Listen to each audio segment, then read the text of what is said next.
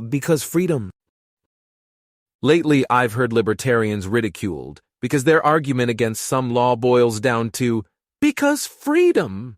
Why shouldn't we have inheritance taxes? Because freedom. Why shouldn't we ban handguns? Because freedom. Why shouldn't we have an affirmative consent standard for rape? Because freedom. The ridicule is often unfair on its own terms.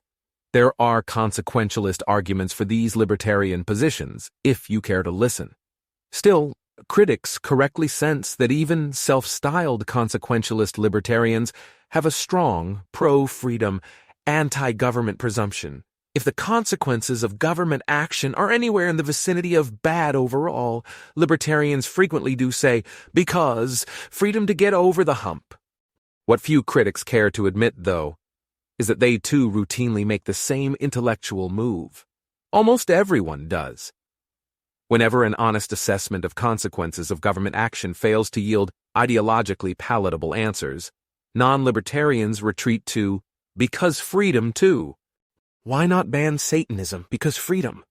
Why shouldn't societies where homophobes vastly outnumber gays legally persecute gays? Because freedom. Why not punish strangers who have unprotected sex without being tested for STDs? Because freedom. Why not forbid climbing Mount Everest? Because freedom.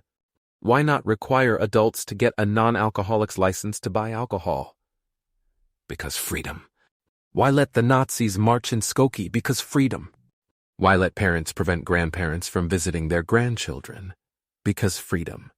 Sure, you can offer consequentialist justifications of these policies, but if you're convinced all of these consequentialist cases are clear-cut against government intervention, you're guilty of wishful thinking.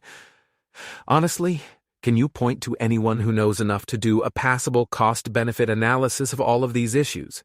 Doubtful. The argument that gets you to your conviction is, because freedom.